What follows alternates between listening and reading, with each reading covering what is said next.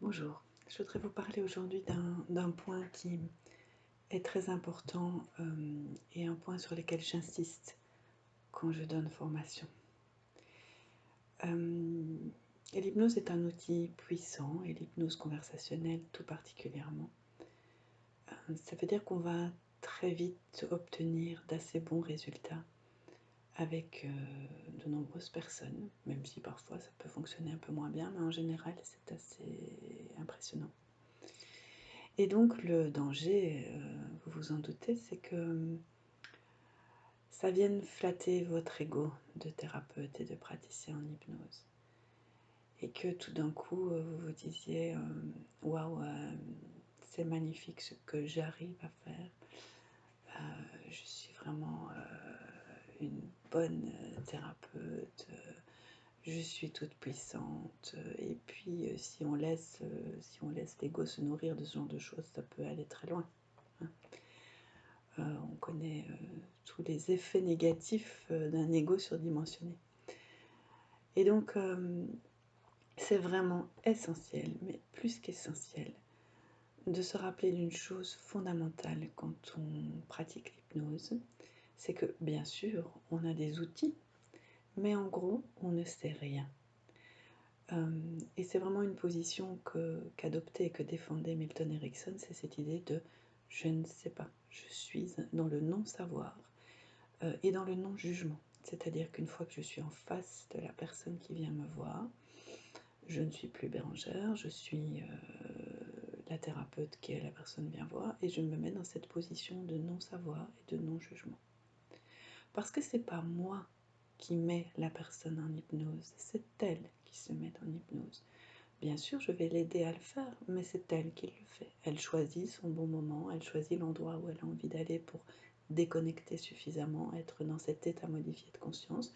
Je vais l'aider à atteindre cet endroit, mais c'est son choix.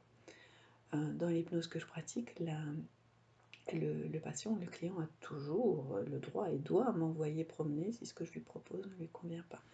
Il garde le contrôle. Et après ça, moi je suis juste le guide, celle qui va l'emmener à la recherche de sa puissance intérieure. C'est-à-dire que je vais guider la personne pour qu'elle puisse trouver, pour que son inconscient puisse trouver comment guérir la problématique pour laquelle elle vient me voir. Donc moi je ne sais pas. Milton Erickson prônait bien entendu une relation égalitaire entre thérapeute et patient.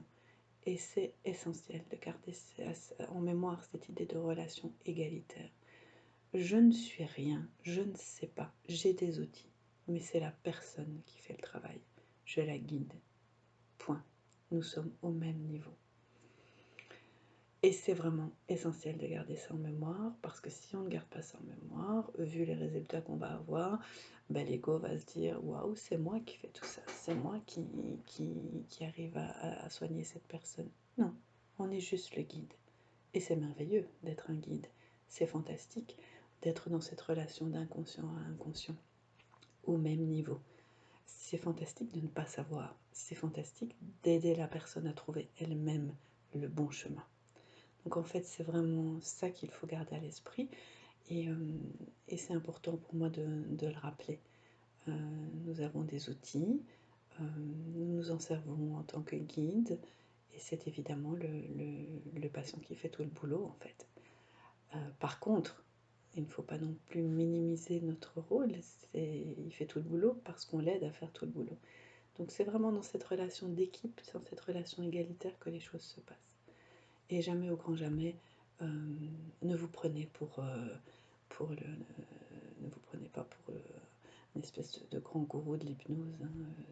Ça ne fonctionnerait pas d'ailleurs, parce qu'une fois que l'ego prend toute la place et ne laisse pas suffisamment de place au cœur et à votre propre inconscient, ben, l'inconscient de la personne en face de vous va complètement se fermer et ne pas aller chercher avec vous les solutions pour elle parce qu'il y aura un malaise et qu'il y aura ce ressenti que l'ego est beaucoup trop présent. Voilà, c'était ce que je voulais vous dire aujourd'hui. Très belle journée.